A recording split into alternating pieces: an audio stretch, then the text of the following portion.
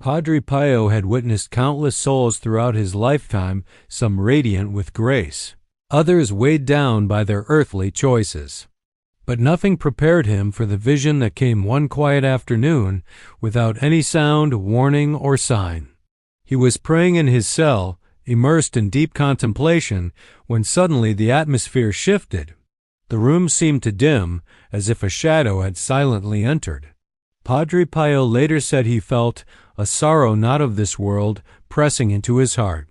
It was then that he saw her the soul of a mother.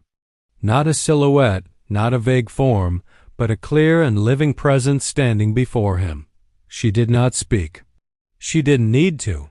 Her very being radiated a pain that words couldn't carry. Padre Pio instantly felt the weight of her life, as though he were being shown the hidden chapters of her story in a single moment.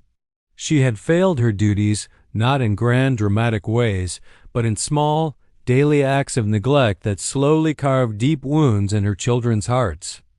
Padre Pio saw scenes of tired faces waiting for affection that never came, little hands reaching out to a mother who was always too busy and growing, children who learned to silence their needs because they knew no one would answer.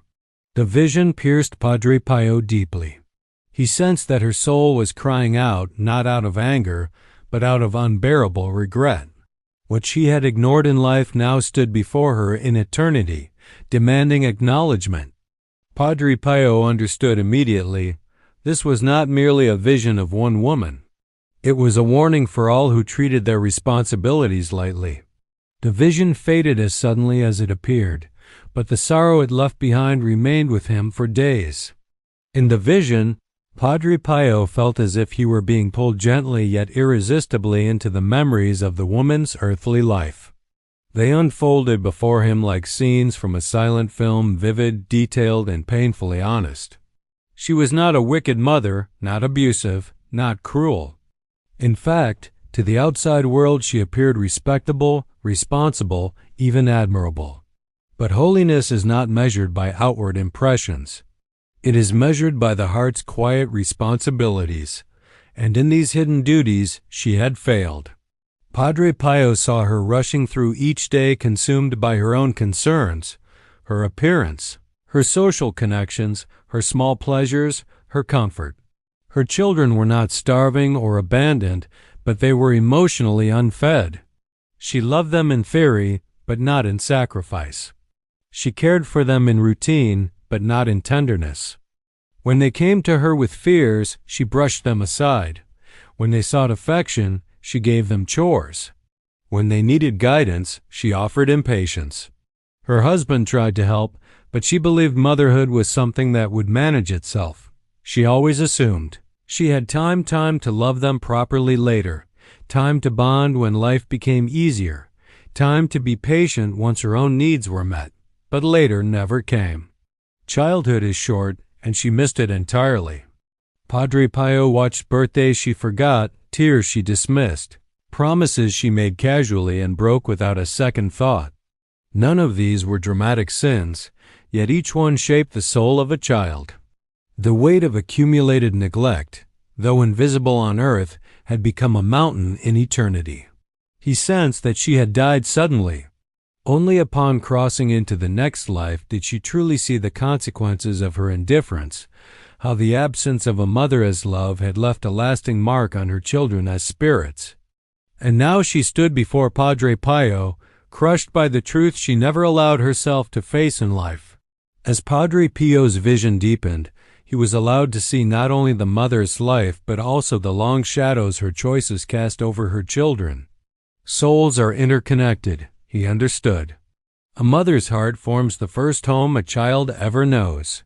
When that home is cold, inattentive, or distant, the wounds often outlive childhood. He saw the eldest daughter first a woman who appeared strong, independent, and capable. But beneath the surface she carried a lifelong ache, the quiet belief that she was not worth anyone's time. She grew into adulthood constantly trying to prove her value to the world, overworking, overstressing, exhausting herself to fill a void created by years of emotional absence. When she became a mother herself, she struggled to show affection because she had never truly received it. Next came the middle child, a son who learned early that he had to face life alone. He grew distant, guarded, and suspicious of love.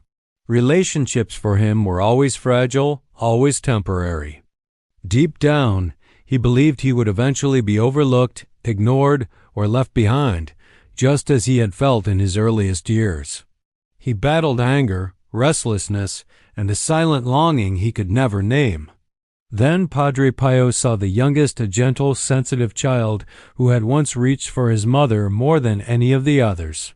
As an adult, he became overly dependent on others' approval, searching endlessly for the warmth he had missed.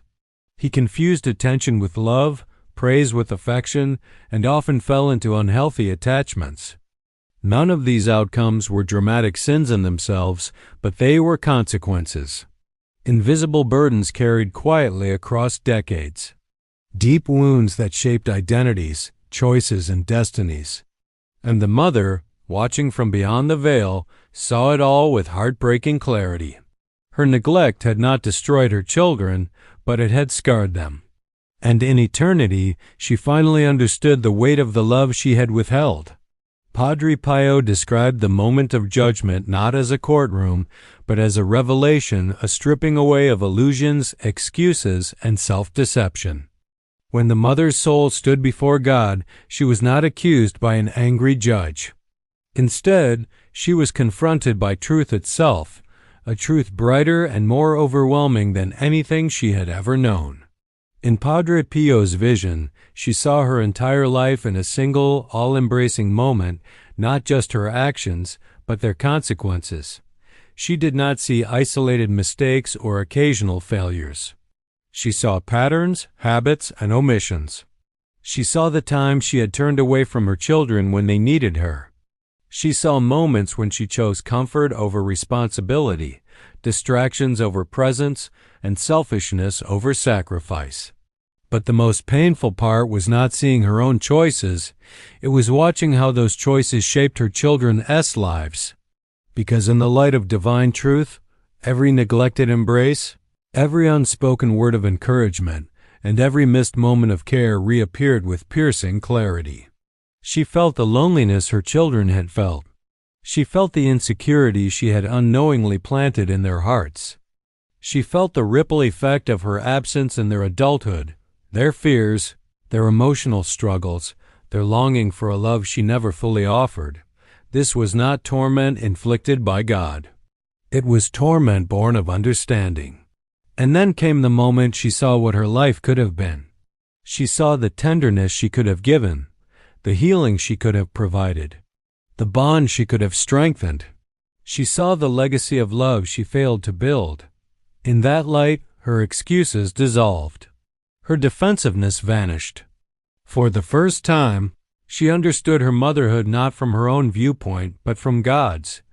It was a moment of truth no soul could escape. The story of this mother's soul, as Padre Pio revealed it, is not meant to condemn, it is meant to awaken. Her fate was not sealed by cruelty or malice, but by something much more common: distraction, neglect, and the slow habit of putting off love until it was too late.